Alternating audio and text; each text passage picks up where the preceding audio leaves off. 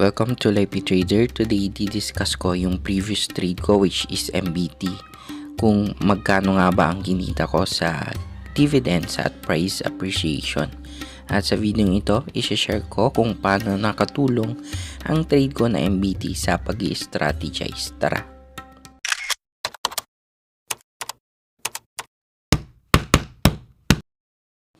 Unahin natin pag-usapan yung kinita ko sa dividends at price appreciation.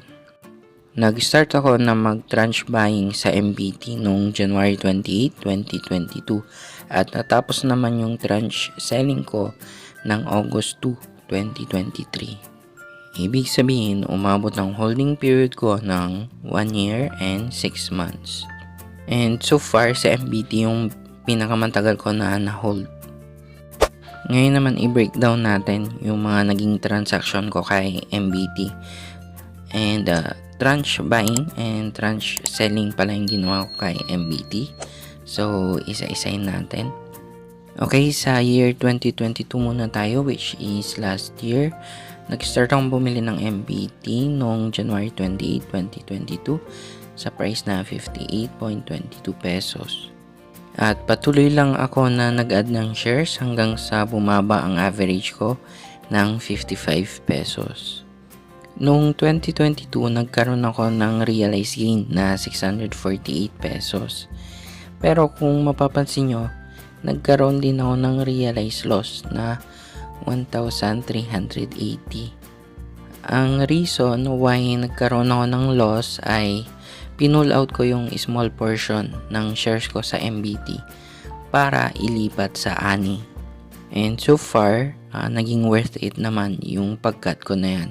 Kasi kumita ako kay ANI ng 10,800 pesos. Pag-usapan naman natin yung cash dividends noong 2022. Nagbigay ng total of 3 pesos per share sa MBT. So, 2.20 per share nung March 2022 at 0.80 naman nung September. Pag-usapan naman natin yung naging transaction ko sa MBT itong year 2023. Kung mapapansin nyo dito, 4 na beses ako na nag-tranche sell this 2023. Sa unang tranche sell ko ay kumita ako ng 688 pesos. Then 592, then 490, and lastly 1,695 pesos.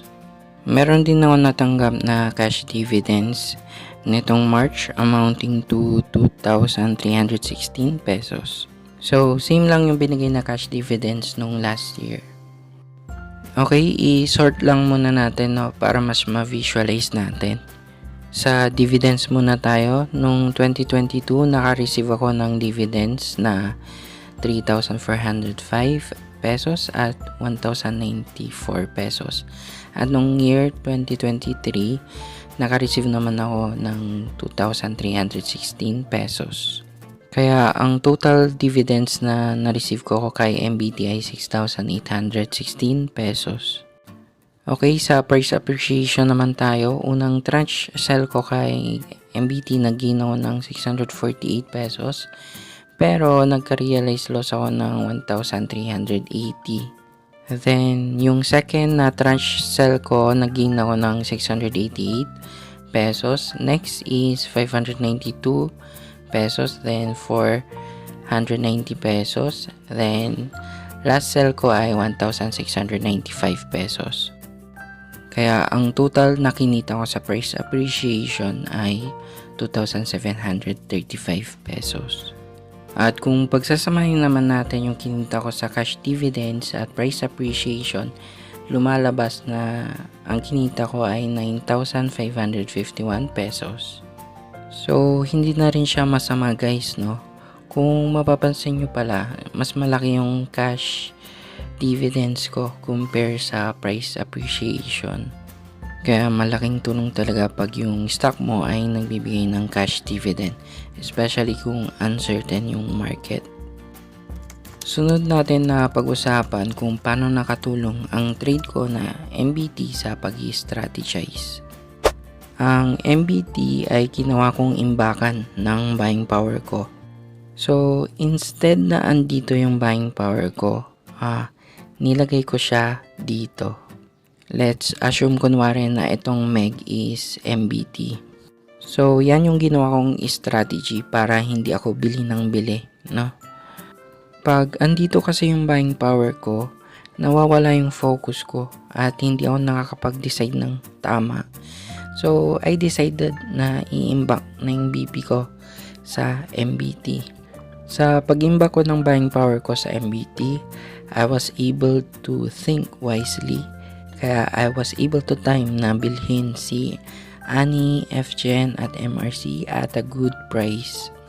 Pero may cons din ang strategy ko na ito.